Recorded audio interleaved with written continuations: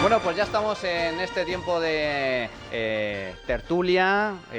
Antes de nada, yo quiero recordar que todos los fines de semana desayunamos con Pastelerías Saúl. Pastelerías Saúl, que tiene tiendas en Arturo Soria, en Alcoriza, Canillas, O'Donnell y Orense. Y también a domicilio. Con esto así da gusto comenzar la mañana con un desayuno completo. ¿Qué tal, Fran Carrillo? ¿Cómo estás? ¿Qué tal, Manuel? Muy buenos días.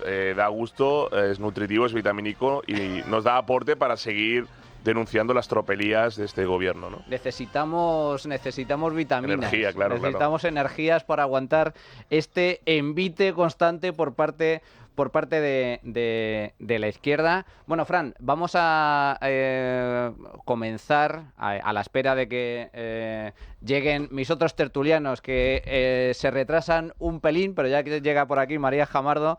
¿Qué tal? Buenos días, María, ¿cómo estás? Muy bien. Es que aquí está lloviendo en Madrid, ¿eh? Y claro, Madrid cuando llueve colapsa, para la lluvia. Colapsa. Es el tema del tráfico, incluso un sábado o un domingo por la mañana. A los gallegos incluso nos sorprende. ¿A quién echamos la culpa, a Almeida o a Puente? Totalmente. Uno de los dos las tiene que tener. O simplemente al clima también. En este caso a Teresa Rivera. En este caso al clima.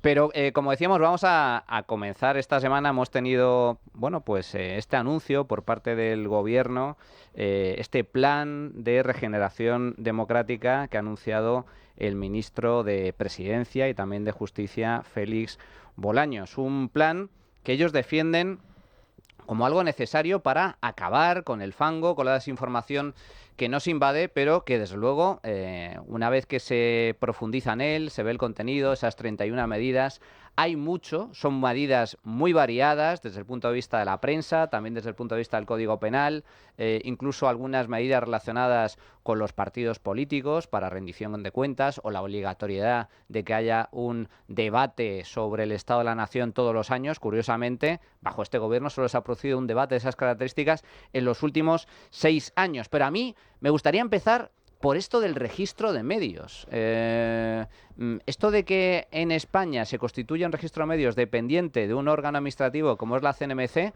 a mí, desde luego, me aterra. Fran y María. Bueno, yo he dicho más de una vez que Sánchez no es una persona honesta, no es íntegra, pero es muy franco. Y no nombres. No es honesto, no es íntegro, pero es franco.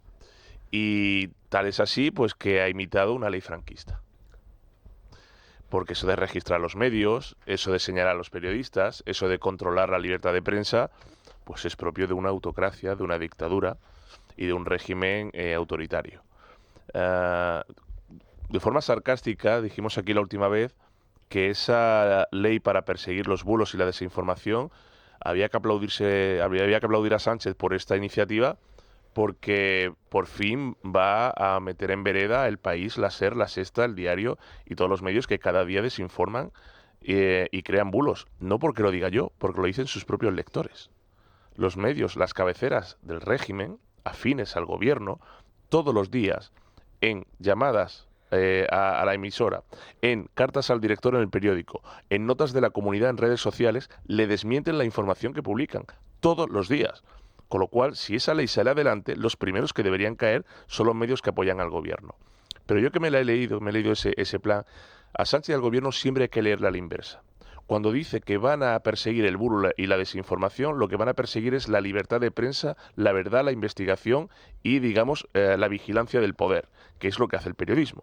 Porque en una democracia, el periodismo es el que controla el poder. En una dictadura es el poder el que controla el periodismo.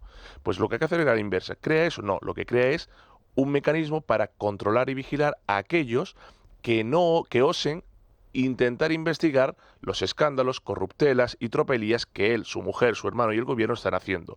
Y ese es el aviso.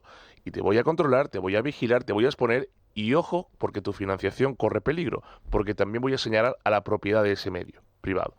Bien, esto ya empezó en el año 99, 2001 y sobre todo 2006 y 2010, ¿dónde? En Venezuela. Lo mismo, igual, idéntico, hasta que cayó el último medio privado libre que había y ahora todo lo controla el gobierno. Ante eso yo esperaba una reacción de la comunidad periodística, del gremio periodístico, de las asociaciones periodísticas. ¿Habéis escuchado algo? Silencio.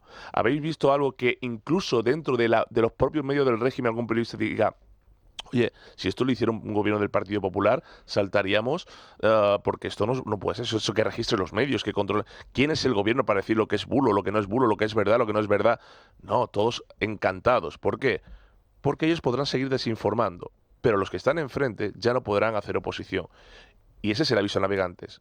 Ojo con seguir tocando a mi mujer. Y dije aquí la última vez, es que esa es la clave de Bóveda. Hay que seguir informando, hay que seguir investigando y hay que seguir denunciando lo que su mujer y Pedro Sánchez han hecho en Moncloa con todos los acuerdos y todos los visitantes que por ahí han pasado. Entonces, por un lado, si no lo queremos tomar al pie de la letra, bien, saque usted una ley contra el bulo y la desinformación, pero que caigan sus medios, que son los primeros. Y dos, ya que los saca, vamos a decirlo las cosas como son. No es una persona honesta e íntegra, pero es muy franco. Hay que recordar que todo esto del plan de regeneración democrática, que en realidad es un plan de degeneración democrática, surge a raíz de esas informaciones relativas a Begoña Gómez, su amadísima esposa y sus negocietes, ahora mismo investigada por 2 delitos muy graves, que es el tráfico de influencias y corrupción en los negocios. Todo surge de ahí. Informaciones periodísticas que finalmente acaban en manos de un juez, donde se denuncia una serie de tropelías y lo que hace la justicia, que su función es investigar si efectivamente se produce o no una posible comisión de delitos al respecto. Y a raíz de esas informaciones, por cierto, ninguna desmentida, ninguna denunciada ante los tribunales, es cuando al gobierno se le ocurre, concretamente a su presidente, esto de la máquina del fango. Hay que acabar con los bulos, con la desinformación, que en realidad lo que pretende el gobierno es acabar con la información crítica que le atañe directamente. Pero a mí me preocupa especialmente esto del registro de medios. María, tiene consecuencias, porque si hay un registro de medios, significa que solo serán medios de comunicación los que estén incluidos en ese registro. ¿Y quién determina qué es un medio de comunicación o qué no es un medio de comunicación? Con todas las implicaciones que ello supone, entre otras cosas, de reparto del dinerito, de la publicidad institucional. Bueno, partimos de una idea que yo creo que se ha olvidado y que es importantísimo recordar a nuestros oyentes, recordarnos a nosotros mismos y recordarle a los que nos gobiernan en este momento. En una democracia, en un Estado de Derecho, es la prensa la que controla el poder, no el poder el que controla la prensa. Máxima de un Estado de Derecho y de una democracia plena. Ahora, si estamos condenados a ir a otra cosa que no sea un Estado de Derecho y una democracia plena, pues entonces veremos cosas como las que nos estamos encontrando con estos mal llamados planes de acción para la democracia. Y lo digo porque es que el propio Plan de Acción para la Democracia nace de un bulo del presidente del Gobierno. Uno más, uno de tantos. ¿Cuál en concreto? En concreto, que hay que transponer una directiva europea, efectivamente, el que reglamento, nos obliga a regular, intervenir, controlar, fiscalizar a los medios de comunicación. Cosa que no es cierta porque ni siquiera es una directiva o una norma europea, es un reglamento y que por lo tanto no necesita transponerse porque es de aplicación inmediata en nuestro ordenamiento y que además tiene la curiosa cualidad de ir en sentido opuesto a la intención de la ley del presidente del Gobierno. Pero vamos un paso más allá. De las 31 medidas que recoge ese plan de regeneración democrática, el presidente del Gobierno, yo me atrevo a decir que podría ejecutar las 31 sin necesidad de aprobar ninguna ley. ¿Qué impide al presidente del Gobierno comparecer en ruedas de prensa periódicas, semanales, mensuales, quincenales, trimestrales, como considere, y contestar a preguntas de los medios de comunicación y contestar a las de todos los medios de comunicación? Nada. Entonces, ¿qué es esta ley? Amenaza. Ojo, que yo puedo, si me incomodas, tomar medidas para que dejes de incomodarme.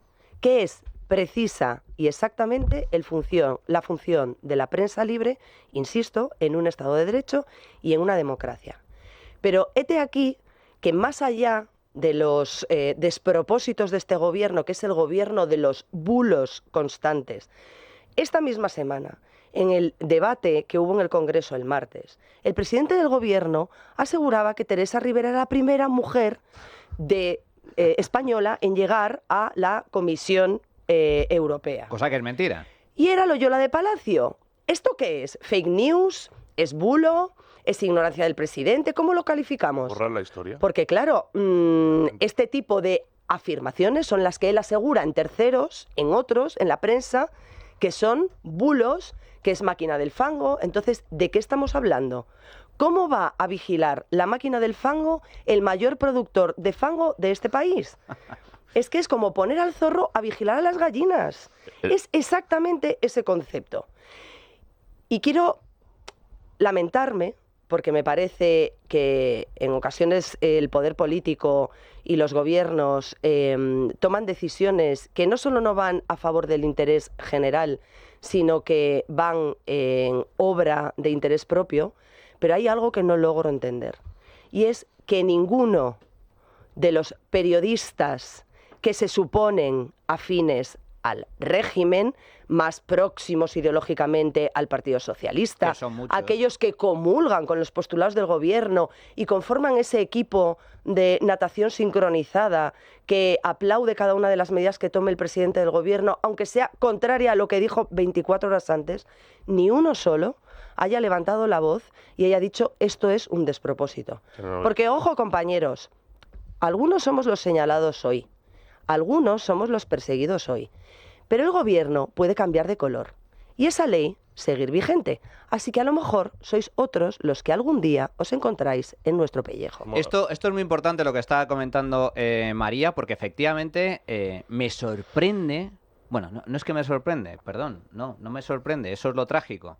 No me sorprende en absoluto la inacción por parte de la propia prensa española, por parte de los propios periodistas. Es que cualquier intento de amordazar a la prensa es un ataque contra todos los periodistas, contra todos los medios de comunicación, porque yo le preguntaría a toda esa prensa, a todos esos periodistas de izquierdas que tanto defienden a Pedro Sánchez, yo siempre defenderé la existencia de líneas editoriales diferentes, yo siempre defenderé la existencia de pluralidad informativa. Eso significa que haya medios de línea editorial de izquierdas, más de línea editorial de derechas, pero todos deberíamos defender la libertad de prensa.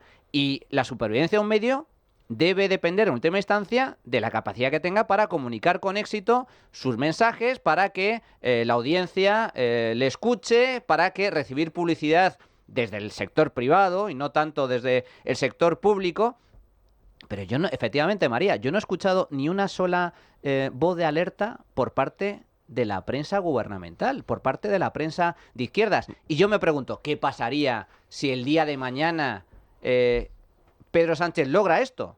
Establecer un registro de medios, logra establecer unas políticas de contradesinformación que consista en órganos administrativos que imponen sanciones. Controlados por el mismo. Controlados por el gobierno. ¿Qué pasaría si efectivamente logra coger bajo su control absolutamente toda la publicidad institucional con independencia de la administración pública? ¿Qué pasaría si el día de mañana gobierna la derecha? ¿Qué pasaría si el día de mañana gobierna Vox? Y decide, pero si esto usted lo aprobó, pues ahora le quito la financiación a La Sexta y cierro público y cierro el diario. ¿Pero esto qué es? Esto, la prensa me sorprende enormemente que por parte de los periodistas, incluso de izquierdas, no solo no digan nada, Fran, sino que además aplauden. No, me alegra, sí. Me alegra que, porque me habéis escuchado bien, porque lo he dicho en la primera intervención, que lo peor de todo esto, porque además me he preocupado de saber su opinión, es el silencio de los medios y los periodistas afines al gobierno. Lo he dicho en la primera intervención, nada más empezar, porque consultándolos, preguntándoles, están encantados, porque ellos consideran que es una ley necesaria porque hay mucho bulo, pero no te dicen de quién. Te dicen de los medios afines al Partido Popular y Vox. Sin más. Y lo escuchas en las tertulias y están encantados con esta ley. Es que cuando aquí hemos dicho más de una vez que el gobierno tiene comprada media España y tiene comprados, no subvencionados, no, comprados. Comprado es la voluntad, comprada es la opinión y comprado es la capacidad de independencia. de la mitad de la prensa, como poco, de este país, no estoy diciendo ninguna barbaridad. Y eso significa que cada cosa que hace el gobierno debe ser obligatoriamente defendida por los periodistas que están en las tertulias, en los medios públicos y privados, afines al gobierno. Porque si no, no vuelven y les va mucho dinero en ello. Es decir, están comprados. Todo lo que haga este gobierno será defendido. ¿Dónde está la Asociación de la Prensa de Madrid? ¿Dónde está la Federación de Asociaciones de Periodistas de España denunciando esto? ¿Dónde? ¿Dónde? Si lo hubiera hecho este gobierno ya habrían sacado un comunicado. ¿Dónde está Europa lanzando un comunicado o saliendo algún portavoz diciendo lo que ha hecho este gobierno es mentira? Lo que pretende hacer. Lo que pretende hacer. Ni es obligatorio transponerlo porque es una directiva, ni va en la línea que nosotros estamos aconsejando. ¿Dónde están? Celebrando que Teresa Rivera, por mediación y por influencia de Ursula von der Leyen, no hay que olvidar nunca esa sinergia entre Pedro Sánchez y Ursula von der Leyen, por cierto, la candidata del Partido Popular, está ahí puesta después de que dijo que ella no se iba a ir a Europa ni tal. Bien, entonces, ¿qué va a pasar? Pues lo que va a pasar, lo que lleva pasando siempre, nada. Es decir, en el momento en el que mañana esto lo haga un gobierno del Partido Popular, pues que no lo va a hacer, ¿qué es lo que dirían? Dictadura, fascismo, franquismo, si la propaganda... Ley Mordaza. Claro, si la ley Mordaza, si la propaganda, si el marketing, desde Gramsci hasta hoy, lo tiene controlada la izquierda de siempre. Y como la derecha no ha sabido batallar eso, tenemos hoy lo que tenemos, que podemos tener las ideas moralmente superiores, podemos tener la razón en cuanto a cómo se conforma una democracia parlamentaria liberal, podemos tener los hechos de la gestión, pero la propaganda está perdida y la han vuelto a ganar. Y como lo han vuelto a ganar, pues ahí lo tenemos. Fijaos, comentaba antes María, el papel de la prensa. O sea, hemos visto cómo, bueno, pues la prensa próxima al gobierno, los voceros del gobierno, no solo no han dicho nada, sino que han aplaudido el plan de Sánchez para intentar amordazar a la prensa libre. Bueno, pues por poner un ejemplo, Silvia Inchaurrondo, una de los grandes referentes de Moncloa en el ámbito de Radio Televisión Española, ha comentado lo siguiente en su programa sobre el delito, un nuevo delito que no existe, el delito de mentir. Uno va delante de un juez y le dice, han publicado esto y esto es mentira. Pues un juez multa a ese medio de comunicación y si la multa es cuantiosa, yo sospecho que se le van a quitar las ganas de seguir. Pero para eso no a ese y a todos los demás. Pero para eso no hace falta ningún plan, eso ya existe. No, sobre la mentira no. Yo estoy hablando de mentira, porque muchas veces se puede calumniar tergiversando pero la las información. mentiras se refieren a alguien. Pero, claro, Silvia. ¿por qué no vamos delante de un juez? Y entonces un juez multa al medio de comunicación que ha publicado esa mentira, no que ha calumniado, que no sé qué. Eso sería generar pero que a mí quizás eso otro me tipo de parece delito, perfecto. pero eso yo creo que sería extraordinariamente Pero a mí eso me parece desmotivador perfecto y para eso los ya bulos. ocurre, pero ocurre una cosa. No, la mentira no. Bueno, Silvia Inchaurrondo habla de que qué pasaría si un medio de comunicación miente y por lo tanto se sanciona a ese medio de comunicación por mentir. A ver, en primer lugar... Que se mire al espejo y se lo pregunte ella. El delito de mentira como tal, y yo no soy jurista, no existe en el Código Penal, pero sí existe el delito de calumnia e injuria, que es una mentira agravada que afecta Pero directamente a derechos del individuo. Yo María. me pregunto por qué. ¿Por qué tenemos esta compañera medios de comunicación desinformando a los ciudadanos? Yo puedo mentir y tengo derecho a mentir. ¿Cuándo y dónde me dé la gana? El Código Penal no es el catecismo, señora Inchaurrondo. El Código Penal castiga el daño, el efecto de una acción sobre terceros que se ven concernidos por ella. Luego, ¿yo tengo el derecho de mentir? Tampoco el derecho. No quiero... tengo la libertad de expresión, que es un derecho fundamental, que me permite decir la verdad, mentir, maquillarla, ajustarme, no ajustarme, opinar A, opinar B, opinar negro. Tampoco es el derecho a mentir, es la libertad de expresión que me permite expresarme como yo considere. Ahora bien, si en el ejercicio de mi libertad de expresión alguien considera que yo estoy falseando una realidad en la que está concernido, es decir, yo vengo y digo, Manuel es un agresor de mujeres. Me estás acusando de un delito y es falso, pues o entonces es ahí puedo un denunciar. ladrón porque se ha llevado... Pues, y yo acuso a una persona con una mentira o faltando a la verdad material y esa persona se siente concernida, ofendida, injuriada, dañada, calumniada, que es imputar un delito a una persona que no lo ha cometido. Por cierto, abro paréntesis, señora Ione Belarra, lo digo por los jueces prevaricadores. Claro, Cierro paréntesis. Calumniar es eso. Señora Irene Montero, que ha sido condenada. Ella ya fue condenada por imputar un delito de agresión a un hombre que nunca había sido condenado por agresión. Y ahora Echenique también. Pero, ojo, porque la calumnia es imputar un delito por el que alguien no ha sido condenado a esa persona. Entonces, mucho ojo, porque aquí estamos poniendo el rasero para los demás, estamos usando ese símil del Código Penal y el Catecismo, estamos usando la viga o la paja en el ojo ajeno y no la viga en el propio. Entonces, por favor, ¿existe la posibilidad de mentir? Sí. ¿Cualquiera puede mentir? Sí. ¿Delante de un juez tiene consecuencias? Por supuesto, deducción de testimonio. Si tú eres testigo y estás llamado en un juicio y no cuentas la verdad y se demuestra que no has contado la verdad, se te deduce testimonio y respondes por otro delito. Es decir, hay 1000 supuestos en el Código Penal en los que se castiga, como dice la señora Inchaurrondo Paradamis, la mentira. Aquí llevamos 46 años de democracia, una democracia sólida, asentada, con un Estado de Derecho, donde hay periodistas que han sido condenados por la justicia, donde existe libertad de expresión, donde la prensa existe prensa libre y donde la democracia ha funcionado razonablemente bien. No razonablemente bien, muy bien, porque España ha pertenecido durante estos últimos años al selecto grupo de democracias sólidas asentadas según índices internacionales. Ahora, sin embargo, hasta que llegó Sánchez, estamos cayendo en desgracia. Bueno, para hablar sobre esta cuestión, como siempre, a mí me gusta estar rodeado de los mejores y contamos con Guadalupe Sánchez, que es abogada de Novalex, una grandísima jurista. ¿Qué tal, Guadalupe? ¿Qué tal? Muy buenos días, ¿cómo estás? Hola Manuel, ¿qué tal? Buenos días a todos. Bueno, Guadalupe, a mí me gustaría, te llamamos y quería contactar contigo para que me des tu opinión sobre este nuevo plan de acción del gobierno en favor, dice, de la democracia y de la pluralidad informativa, pero que entre sus medidas incluye la creación de un registro de medios. ¿Está en riesgo la libertad de prensa en España?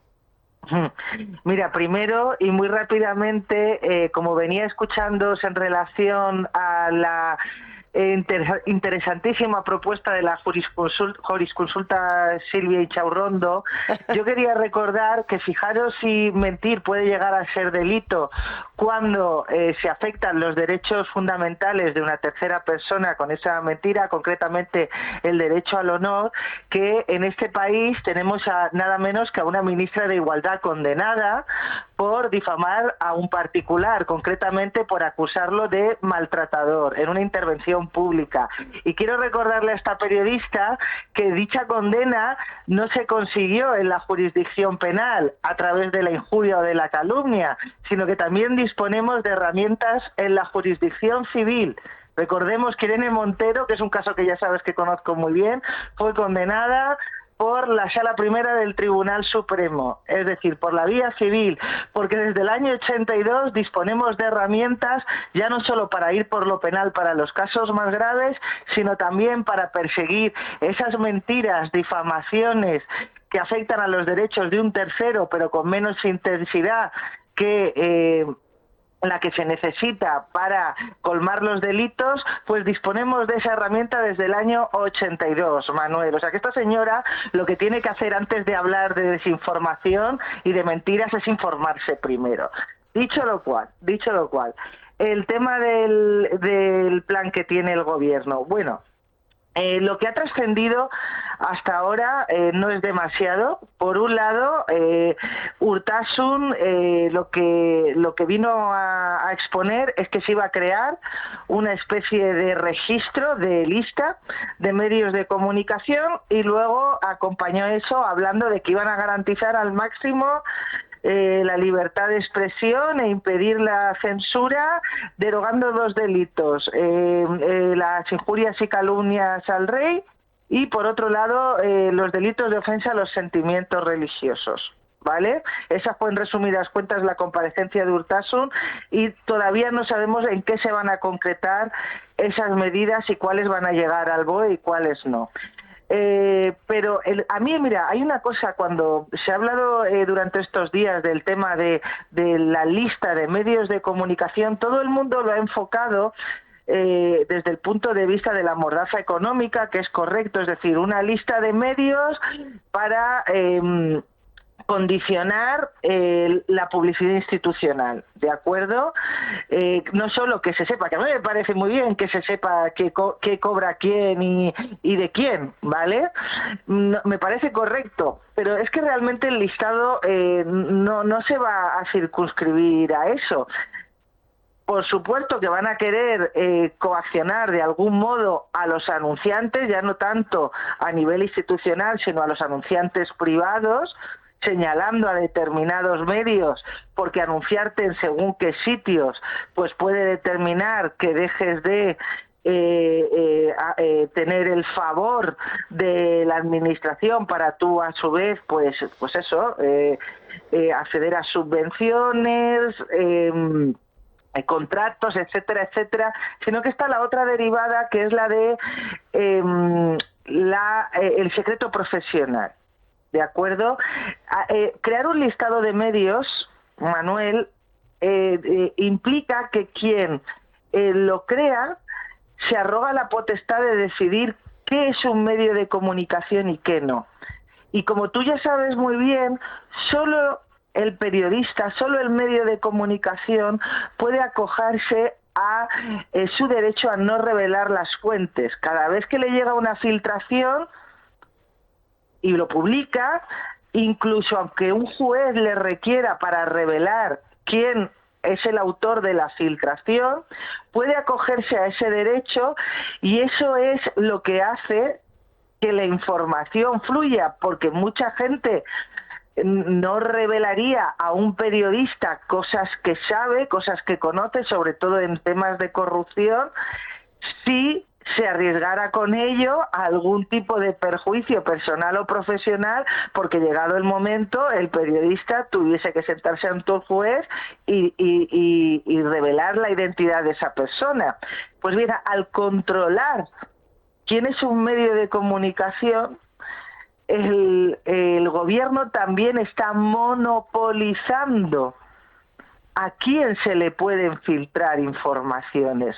Y yo creo que cuando, además de crear la lista, se dijo por encima que se iban a introducir reformas en cuanto al secreto profesional y también la ley, esta ley de derecho al honor del año 82 que yo he mencionado, pues yo creo que los tiros van a ir por ahí. Es decir, yo creo que no solo van a permitir que se acojan al secreto profesional quienes figuren en el registro, sino que además van a limitar algunos supuestos en los que los periodistas podéis invocar el secreto profesional para no revelar la identidad del informante. Y esto es muy grave, ¿eh? Esto sí que es gravísimo, porque esto al final supone que el gobierno se arroga una potestad que en una democracia plena y consolidada no le corresponde. Esto es muy importante lo que estás comentando, Guadalupe, y efectivamente no se ha puesto suficiente énfasis sobre ello. El hecho de que se cree un registro de medios significa que hay ciertos medios de comunicación que van a quedar fuera de ese registro. ¿Quién va a decidir quién forma parte de ese registro? El propio gobierno.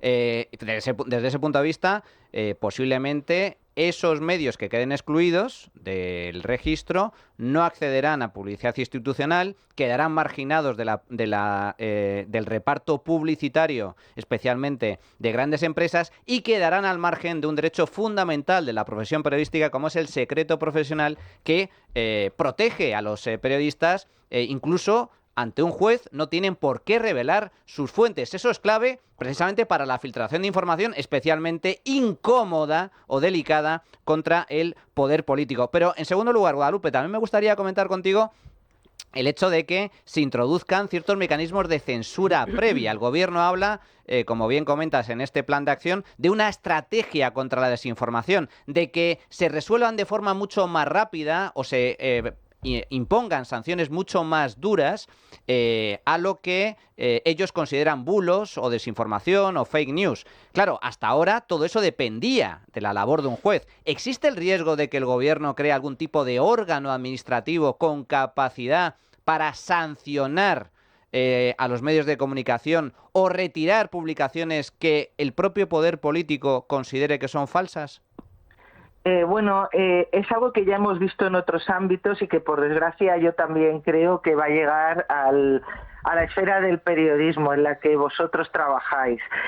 Por ejemplo, ya sabéis que en muchísimos temas, como por ejemplo todo lo que atañe al odio, esto que ahora se llama delitos de odio contra colectivos vulnerables, existe a nivel administrativo en muchas comunidades autónomas la posibilidad de que la administración te sancione, te imponga una multa porque una persona considere que te has dirigido a ella de manera ofensiva en relación con una cualidad relativa al colectivo al que pertenece y tú tengas que recurrir, defenderte y recurrir esa multa primero a nivel administrativo y si no estás conforme acudir al juzgado.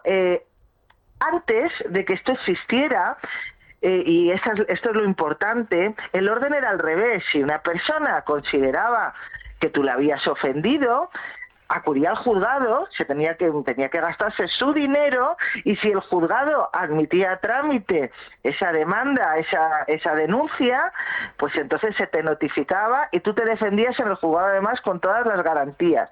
Y en su caso, la multa económica, la sanción, la pagabas una vez la sentencia era firme.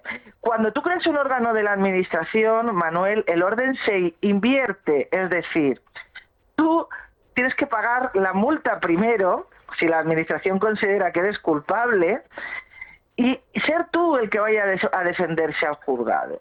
Ser tú el que vaya a defenderse al juzgado. Es un fenómeno que se llama la huida del derecho penal. Y ¿sabes qué es lo que sucede, Manuel? Que creo que era María la que ha explicado muy bien, por cierto, que en las democracias la libertad de expresión es un derecho fundamental, pero además de primer orden, es decir, está en los cimientos de cualquier régimen democrático.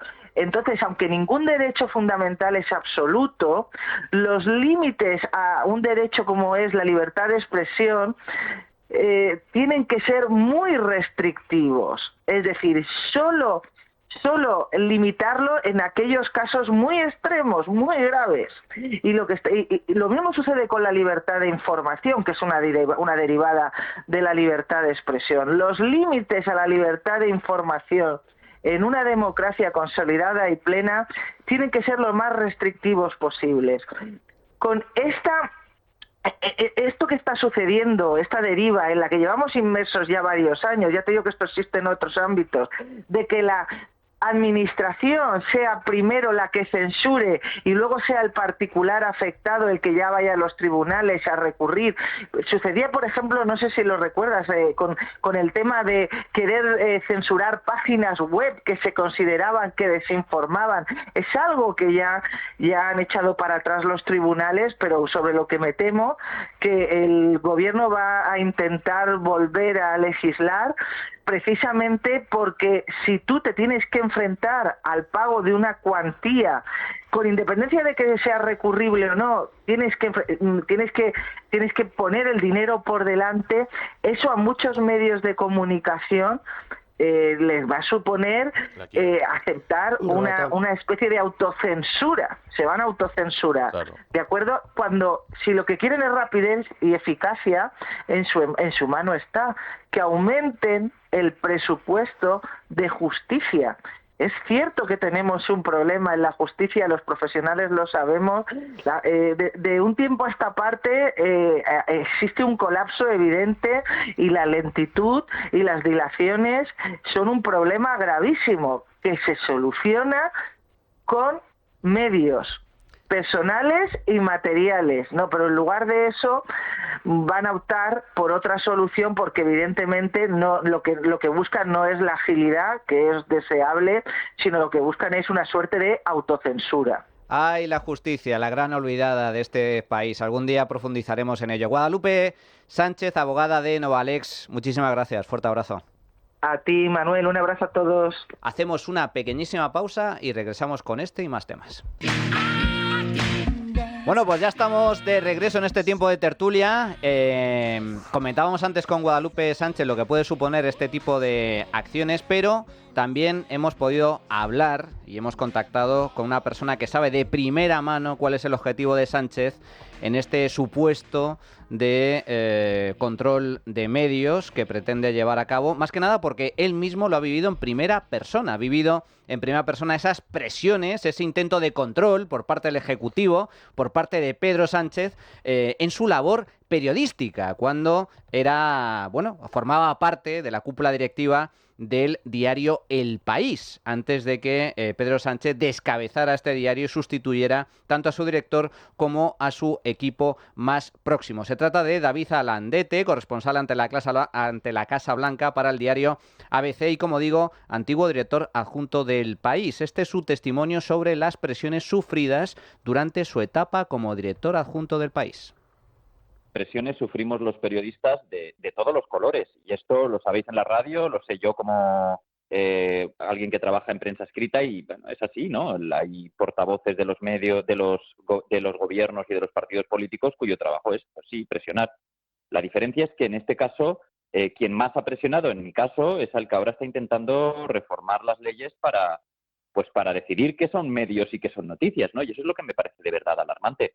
Yo he contado, y lo he contado en mi libro, La trama rusa, el tema de cuando Pedro Sánchez pues intentó cambiar titulares y sabía los titulares que íbamos a publicar al día siguiente antes de que estuvieran publicados, y eso me parece realmente alarmante porque es alguien que ha presionado, como han presionado muchos otros, pero ahora él se erige como alguien con un historial limpio como para poder cambiar la normativa de medios que nos hemos dotado de la que nos hemos dotado los españoles en el periodo de democracia y en la transición. Y eso es lo que me parece alarmante, que alguien que ha jugado ese juego de manipular, de intentar modificar la realidad a través de titulares de periódicos, quiera ahora decirnos cómo debe conducirse los medios de comunicación, y que quiera decirnos cómo los periodistas tenemos que cubrir las informaciones, que es verdad y que no es verdad, y que es un medio legítimo y que no lo es.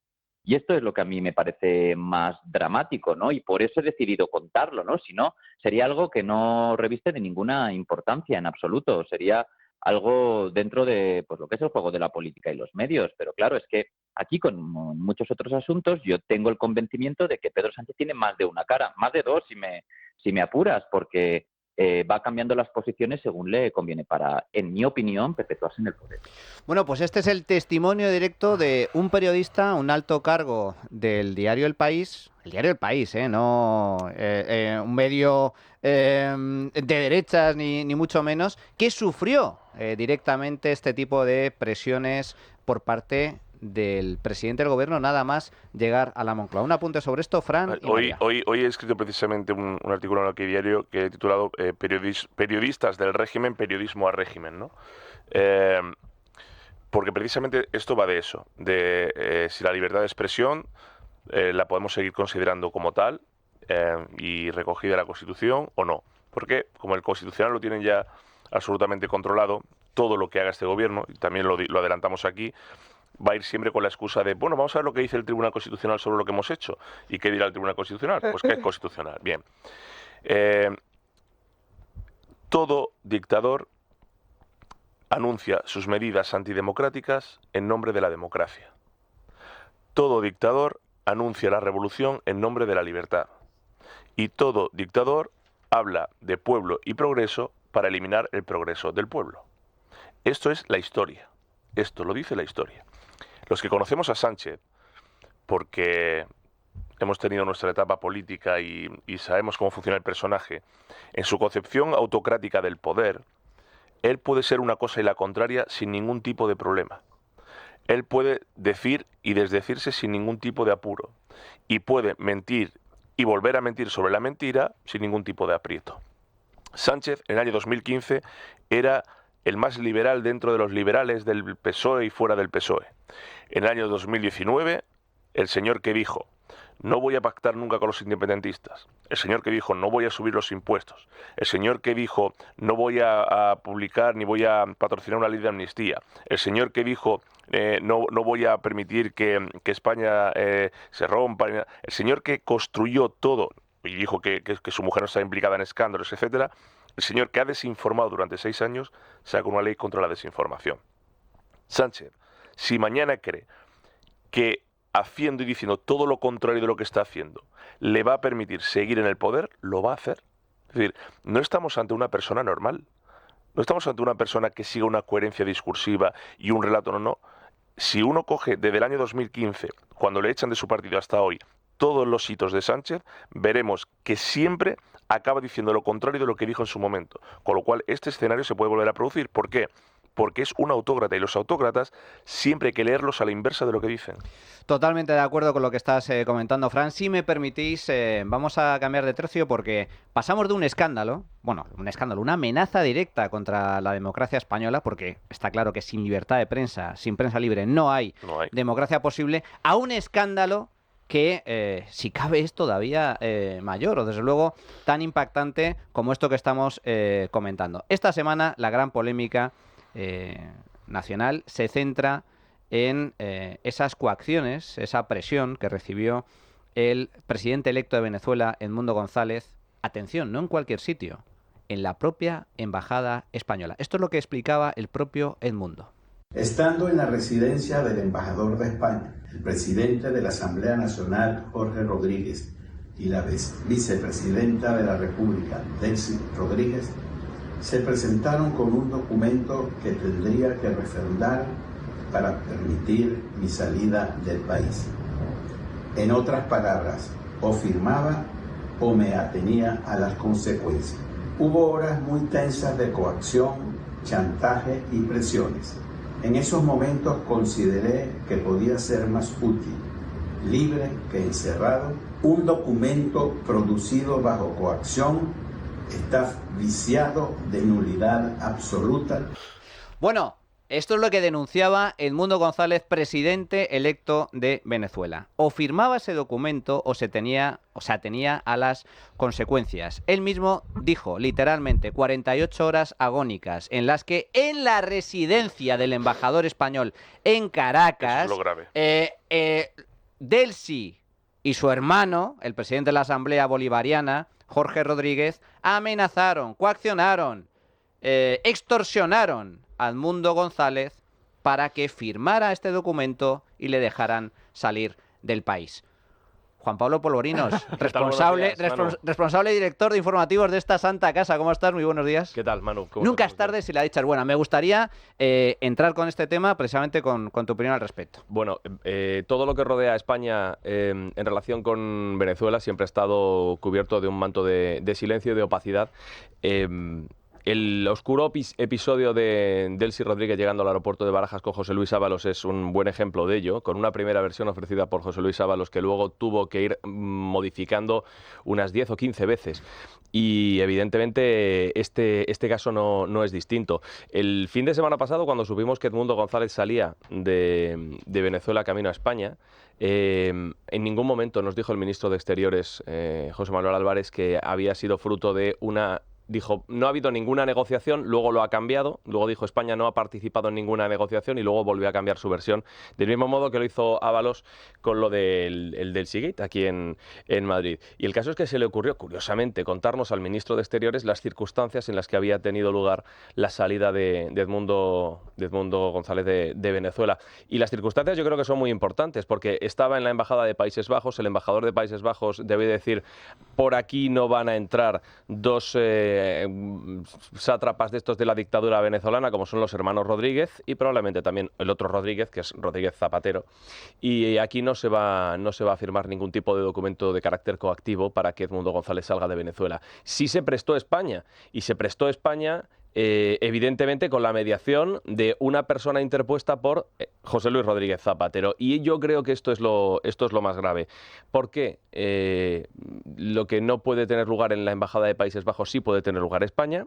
¿De qué manera se extorsiona? Y luego, ¿por qué viene a decir Álvarez, que esta semana ha quedado bastante mal de cara a la opinión pública, porque viene a decir Álvarez que no ha habido ningún tipo de colaboración, pero luego dice el ministro Jorge Rodríguez que el embajador español puso su firma en el documento. Entonces, ¿firmó el embajador español en ese documento? No firmó.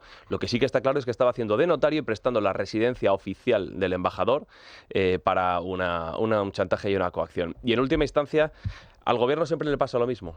Siempre le pasa lo mismo. Sus socios, y los socios de Pedro Sánchez son, pues ya sabemos, Puigdemont, Bildu, Esquerra, etcétera, siempre lo dejan como un perfecto mentiroso. Y a mí me parece que no hay nada más nocivo y lamentable para una democracia que una dictadura te deje a ojos de la opinión pública mundial como un perfecto mentiroso. Y eso es lo que ha pasado esta semana. Además, una dictadura que ha sacado fotografías y audios que han sido tomados en la propia embajada española. Es decir, aquí hay dos escándalos, María, me gustaría... hay varios escándalos. El primero, que en la embajada española, es decir, en suelo español, se permita que un régimen dictatorial coaccione y amenace y extorsione al presidente electo de Venezuela, a un particular, lo cual es un delito. Extorsión, amenazas, coacciones, es un delito. Que se haga en la embajada española, eso ya es el primer escándalo. Pero el segundo escándalo, en teoría hay unos protocolos también de seguridad. Resulta que entraron Delcy y Jorge, no sé si sabemos si acompañados de alguien más o no, y tomaron fotografías y tomaron grabaciones. Es decir, y luego este tipo de imágenes han sido difundidas por el propio régimen. Como cuando Marruecos comunicó por carta la entrega del Sáhara, mientras los españoles esperábamos atónitos una explicación que nunca llegó, ni siquiera en sede parlamentaria, por parte del presidente del gobierno. Esto es muy habitual en los gobiernos que son aprendices de tiranías. Maduro es un tirano, domina los tiempos, domina los métodos, domina las pruebas gráficas, y es obvio que en este caso había interés por documentar ese momento de cara a futuras acusaciones o negativas del gobierno español, que, como recordamos, puso al señor Álvarez al frente de esas presuntas explicaciones y dijo que no sabía nada y que no se había participado. Luego, aquí, en esta foto del escándalo, hay primero que dar explicaciones que las debería pedir la Unión Europea, ahora que ya ha reconocido, con la ausencia de la izquierda europea, la legitimidad de Edmundo González como vencedor de las elecciones democráticas de Venezuela. Deberían dar explicaciones de por qué se permitió entrar en territorio europeo, ya no español, a una señora que tiene vetada la entrada en territorio europeo. Ya fue un escándalo la llegada a Barajas con las maletas de Delcy, aquella operación extraña del señor Ábalos, que veremos cómo se dirime y si tiene recorrido judicial o al menos de investigación, pero desde luego esto es una reiteración que ya no pasa por encima de los ciudadanos españoles y de la información y la transparencia que el gobierno dice querer exigir al poder en sus comparecencias, sino que pasa por encima de los intereses y de las órdenes directas de la Unión Europea. La foto exige dimisiones inmediatas y ya han pasado varios días. La del señor Álvarez por faltar a verdad, cuando compareció diciendo que, bueno, que él no había participado, que no tenía nada que ver. Bueno, si el máximo responsable de la política exterior de nuestro país, solo por detrás del presidente del gobierno, no se enteró de esta operación, que dimita por incapaz. Y si se enteró y faltó a la verdad cuando comparecía ante los españoles, que dimita por mentiroso. Vamos a aplicarle a él el mismo criterio. Y yo lo que creo es que el gobierno español, con esto se demuestra que ha sido cooperador necesario de una operación que estaba destinada a desterrar, no exiliar, porque el exilio no lo pidió ni el asilo lo pidió Edmundo González, a desterrar al vencedor legítimo de unas elecciones democráticas que fueron amañadas por el tirano que no quiere que se le saque del poder. Y ahí está la segunda derivada. ¿Dónde está España? ¿Qué medidas pretende tomar? Y si alguien, insisto, va a dimitir, porque esto exige dimisiones en cadena. El gobierno de España, permítame, Fran, un segundo, el gobierno de España, desde luego, y concretamente Rodríguez Zapatero, en este caso le han hecho un grandísimo favor al dictador Maduro, facilitando, permitiendo la salida de Edmundo González, además bajo coacciones. Hacemos una pequeñísima pausa, Fran, y te prometo que te doy la palabra en cuanto regresemos. Bueno, pues regresamos a este tiempo de tertulia, Fran. Te prometía regresar contigo, sobre todo un la que tipo está... íntegro y honesto que cumple. Sí, señor. A diferencia de nuestro diferencia querido de Sánchez, presidente claro. del gobierno. Cuéntanos. Bueno, sobre el tema de Venezuela, porque estos días lo he escuchado, lo he leído y lo he discutido muchas veces. El gobierno no coaccionó, el gobierno de España no coaccionó a Edmundo González, pero sí ha sido cómplice de una coacción, que no es lo mismo. No es lo mismo, pero es tan escandaloso como lo anterior. Aquí no hablamos de igual a igual, no hablamos de dos democracias. Hablamos de una narcodictadura y una democracia que cada día es menos democracia porque está derivando en autocracia. Lo que ha sucedido es que una narcodictadura ha chantajeado y ha puesto de rodillas a una democracia. Y bueno, volvemos a decir lo mismo. Esa servidumbre del gobierno español con la narcodictadura venezolana obedece solamente a una cuestión: que el día que caiga esa narcodictadura, cae el gobierno, cae el PSOE y cae Pedro Sánchez. No hay otra explicación ni hay otro motivo por el cual esa protección absoluta. Dos consideraciones. La primera, una señora que por mandato de la Unión Europea tiene prohibida su entrada en los 27 países de la Unión Europea, incluidas sus embajadas en el exterior. El gobierno dice que no.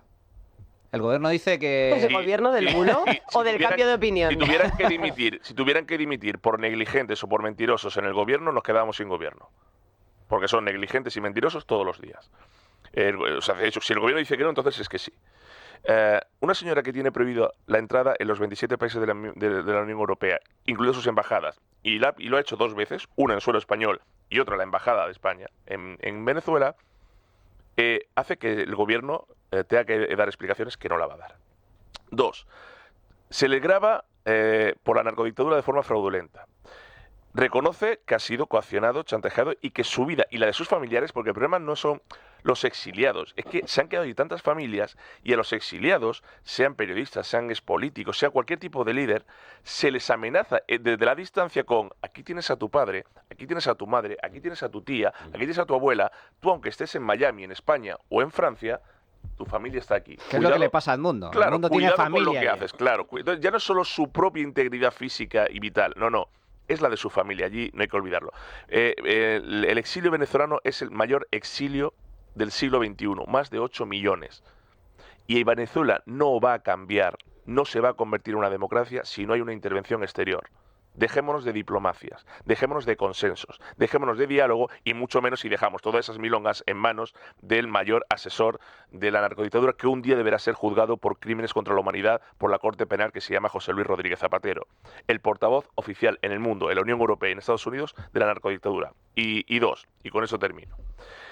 En Europa y en España, el PSOE ha votado en contra de reconocer a Edmundo como presidente legítimo y electo. Es decir, ha votado a favor de reconocer al dictador como presidente legítimo de Venezuela, el Partido Socialista, para que cuando empiecen a crear las milongas de la democracia, la libertad, el pueblo, el progreso, que se le recuerde que ha votado todo a favor de que el dictador, que ni hay libertad, ni hay democracia, ni hay progreso, siga en Venezuela. Lo digo porque es que Sánchez recibe a Edmundo González solamente como una cortina de humo estética y de imagen.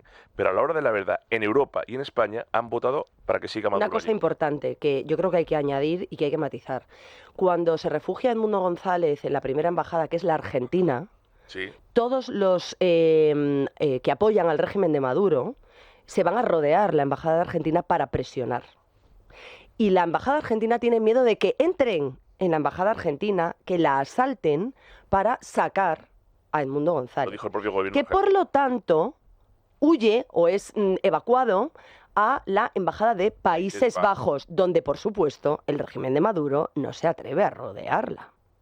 Pero tampoco admite el chantaje y la extorsión al líder democrático elegido y dice que con ellos no cuenten para estas cuestiones raras.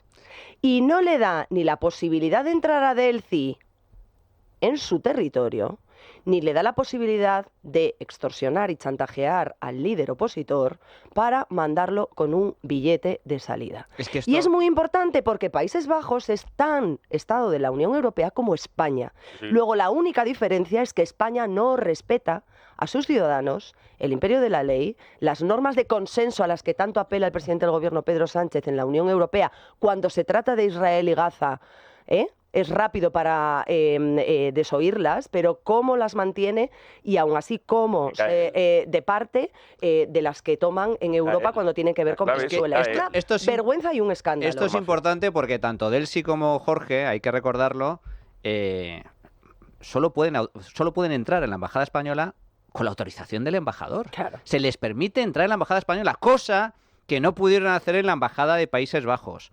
El embajador de Holanda no se le pasaría ni por la cabeza dejar entrar a Delcy y a Jorge vetadas, y encima para intentar extorsionar y coaccionar a Edmundo González. Pero esto, además, hay que recordarlo, que aquí hay un factor clave que se llama Rodríguez Zapatero, también apellidado Rodríguez, que según las informaciones que hemos conocido en estas últimas horas, Delcy visitó 2 veces, en 2 ocasiones, la embajada española, previa llamada, previa intermediación de Rodríguez Zapatero. Y esto, atención, es lo que decía Diosdado Cabello, el auténtico líder, el mandamás del régimen bolivariano de Venezuela, sobre si hubo o no hubo negociación con el gobierno español. Atentos.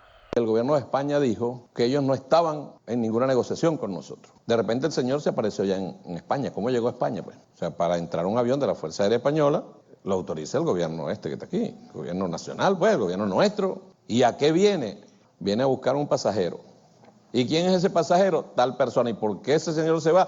Necesita un salvoconducto. Eso no es una negociación. Ellos tratan siempre de mentir y no asumen su rol. Juan Pablo. No, mentiroso. Este es el problema, porque al final es que quien te está dejando por mentiroso es una narcodictadura, nada menos. Y eso coloca a España en una situación enormemente comprometida. Y el gobierno no tiene mucho parapeto, no tiene mucho lugar del que salir. Decías, Manu, antes, en la fotografía estaban Delcy y Jorge, los hermanos Rodríguez, estaba Edmundo González, estaba el embajador, aparecen las fotos, pero evidentemente alguien tenía que haber más. Y lo digo no desde el convencimiento, vamos, desde la seguridad de que alguien tenía que hacer las fotos no se hicieron solas. Quiero decir, alguien tenía que estar detrás de la cámara haciendo las fotografías. Yo no sé si era Rodríguez Zapatero o era un enviado de Rodríguez Zapatero, como también se ha publicado. No tengo ni la más remota idea. Pero lo que sí que es cierto es que el gobierno de España ha tenido que intentar modificar su versión primera para sostener la veracidad o la falta de veracidad de la primera versión o de falta de datos de José Manuel Álvarez. Y es un serio problema para el gobierno de España. Y es un serio problema, entre otras cosas, porque a medida que después del Parlamento Europeo, el Senado español, el Congreso de los Diputados, más instituciones que vayan reconociendo a Edmundo González, España se va a ir quedando atrás. Y esto incide en algo que decía María hace un momento. Cuando el presidente del gobierno, Pedro Sánchez, quiere liderar algo desde el punto de vista internacional, se pone en primer tiempo de saludo para hacerlo. La solución ibérica, anda que no peleó en Europa para conseguir la solución ibérica, y anda que no estuvo liderando en solitario, junto con Portugal, esta idea durante la crisis. Cuando el presidente del gobierno quiso, por ejemplo, el reconocimiento, lo ha querido, ha estado Mahmoud Abbas esta semana en el Palacio de la Moncloa, el reconocimiento del Estado palestino lo ha hecho. Cuando el presidente del gobierno ha querido romper el consenso internacional, que todavía no existía, había algunos países que sí, pero no existía el consenso internacional sobre el Sáhara, lo ha roto. Y cuando ha querido romper el consenso, llevando solo con Sudáfrica ante la Corte Penal Internacional a Benjamín Netanyahu, lo ha hecho. Aquí no. Aquí hay muchísimo miramiento. Y evidentemente la sospecha es que hay miramientos con lo que es una dictadura. ¿A cambio de qué? Es la gran pregunta. Esta es la clave. Es que el resumen ¿A cambio de qué? Para que lo entiendan los oyentes, que España está sometida y rendida a 2 narcodictaduras como son Venezuela y Marruecos. Que si sale información de estos regímenes sobre el gobierno, ya no sobre Zapatero y sus mediaciones, sobre el propio gobierno, el gobierno cae, y cae Pedro Sánchez. Es decir, lo que acabas de decir, bien expuesto sobre la poca mesura y medida que tiene para ponerse a liderar causas y causitas. Me he dejado Javier Milei también, que anda que no es liderado con Javier Milei la causa. No, claro. Crisis diplomática con Argentina. Sí, que en algunos a casos ver si es muy que rápido. Nicolás Maduro tiene que empezar a hablar de Begoña para que el gobierno reaccione. Esto se resume y te lo cuentan allí los propios adalides del régimen y te lo cuentan los que están metidos, que la información es que la vinculación, los escándalos que pueden salpicar al gobierno, a miembros del gobierno, incluyendo el presidente y más, harían caer a un gobierno ya solamente por lo que saldría. Entonces estamos arrodillados ante dos narcodictaduras, porque la Unión Europea, que el otro día en el Parlamento se votó a favor de que el presidente electo, es decir, salió la resolución del presidente electo, es Edmundo González, y se condenó la narcodictadura, España se puso de perfil una vez. No, de perfil no estuvo en la votación para no votar esa propuesta, esa resolución. Pero digo que se puso de perfil es que de nuevo hizo lo que tenía que hacer. ¿Por qué? Porque no puede molestar, porque tiene el aviso de como aquí me molestes, como me incomodes, como algo no vaya conforme lo que yo digo, cuidado con la información que te puede salir. Si hay un vídeo de Delci diciendo que el pago de la narcodictadura a Rodríguez Zapatero es una mina de oro, si hay un vídeo publicado, ¿cuál es el pago? Y dice, no, tal, y Zapatero nos dijo, lo de las minas.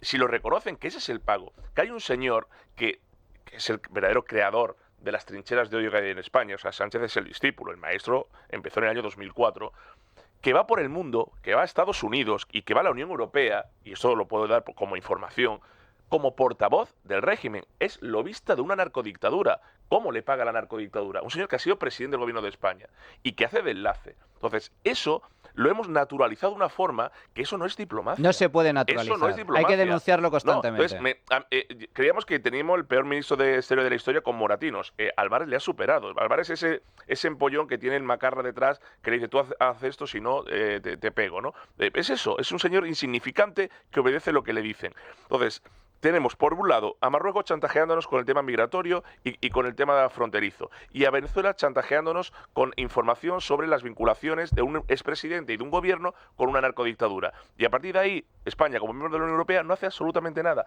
porque tampoco la Unión Europea, esa reunión de eurócratas allí bien avenidos, está haciendo algo. Fijaos, yo creo que en este caso me ha gustado mucho el posicionamiento del Partido Popular, me ha gustado mucho el posicionamiento de Alberto Núñez Feijóo al respecto, solicitando, exigiendo la dimisión de Álvarez. Hoy, por cierto, ya veía alguna información publicada que dentro del Partido Popular, dentro de algunas ramas y familias de Génova, bueno, de Génova no, del partido, el partido es muy grande, le pedían a Génova que se moderara un poco, que había que bajar el pistón. Pero vamos a ver, para una vez que acierta González Pons en el diagnóstico, en el programa de Federico, diciendo las cosas como son, las verdades del barquero, diciendo que el gobierno se está convirtiendo con esta actuación lamentable en cómplice de un régimen dictatorial, para una vez que el Partido Popular, que Génova muestra dureza sin contemplaciones frente a Pedro Sánchez exigiendo la dimisión de Álvarez. ¿Qué menos? Pero mintió una cosa Pons.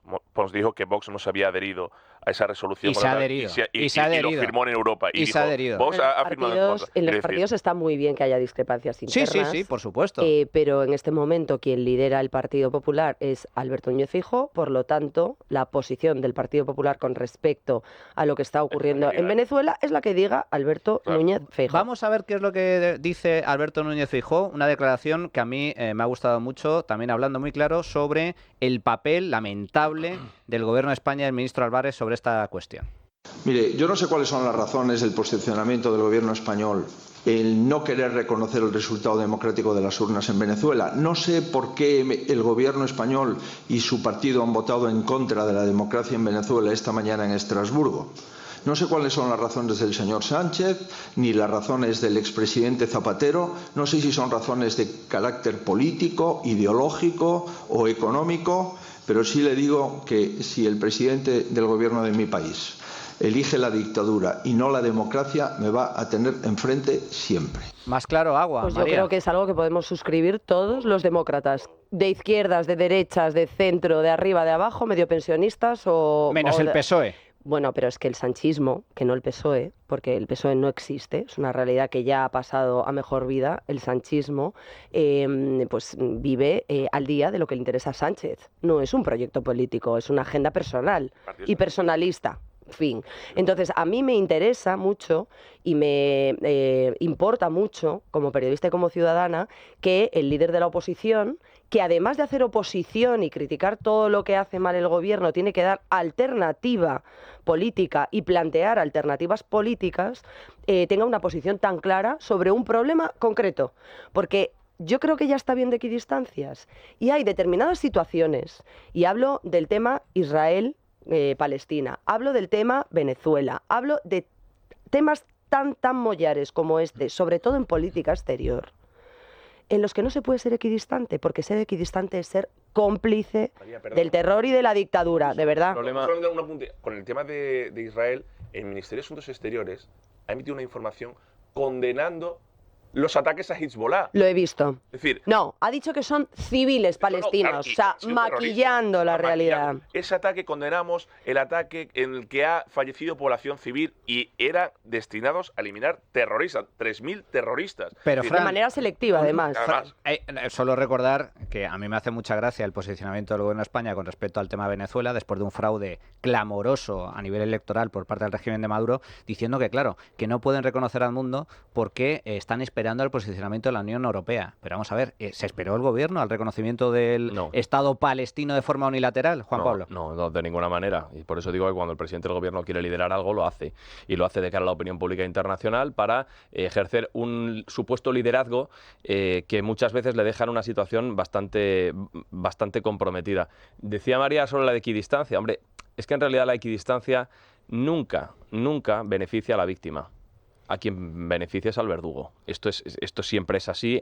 Lo hemos visto con la banda terrorista ETA. La equidistancia a quien beneficia cuando se mantiene sobre los asesinatos, sobre los secuestros, la extorsión y tal. Pues evidentemente siempre beneficia a los terroristas. El colocarse en un lugar intermedio nunca beneficia a las personas que están sufriendo, en este caso, el azote de Nicolás Maduro. Pero el gobierno de España, yo creo que durante toda la semana ha intentado echar paladas de tierra. Ayer yo escuchaba al ministro Félix Bolaños decir que el ministro Álvarez ya había dado todas las explicaciones necesarias y que por tanto el tema ya estaba más que explicado. Hombre, no, quiero decir, hay muchísimas dudas sobre esto.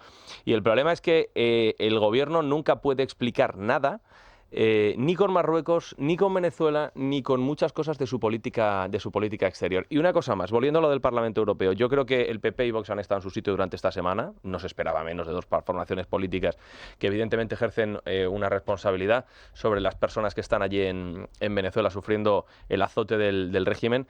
Pero a mí, ya lo dije el jueves, pero es que me parece que hay que repetirlo todas las veces que sean necesarias.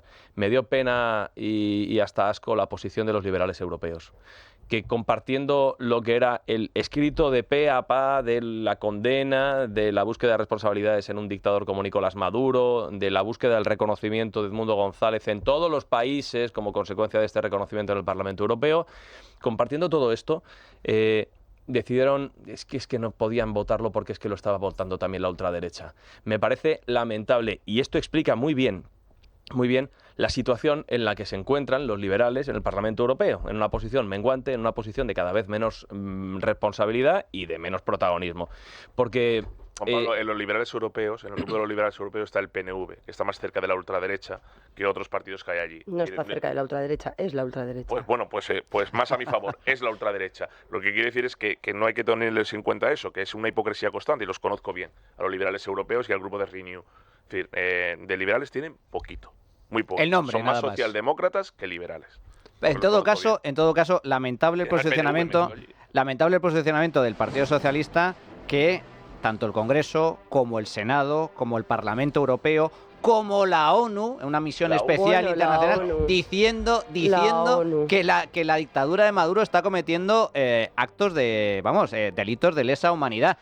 Después de un comunicado expreso por parte de más de 30 exmandatarios hispanoamericanos solicitando a la Corte Penal Internacional la detención y el procesamiento de Maduro y sus cómplices por terrorismo de Estado. Y el Grupo de Puebla le ha defendido a Maduro, ¿eh? Pero un papel que firmó Felipe González, que firmó Mariano Rajoy, que firmó José María Aznar y que no firmó Rodríguez Zapatero. Zapatero ha sido la gran maldición de este país en los últimos 30 años. La gran maldición de España tiene nombre y apellido, se llama José Luis Rodríguez Zapatero. Adrián, sobre esto mismo le hemos preguntado a nuestros oyentes sobre la dimisión de Álvarez. ¿Qué es lo que han contestado? Efectivamente, en nuestra cuenta @trincherallamas preguntábamos: ¿debería dimitir el ministro Álvarez por permitir las coacciones a Edmundo González en la embajada de España? Dábamos 3 opciones: sí, son cómplices de Maduro; no, porque no participó; o solo debe dimitir el embajador, y con el 90% de los votos pues ha ganado porque sí, son cómplices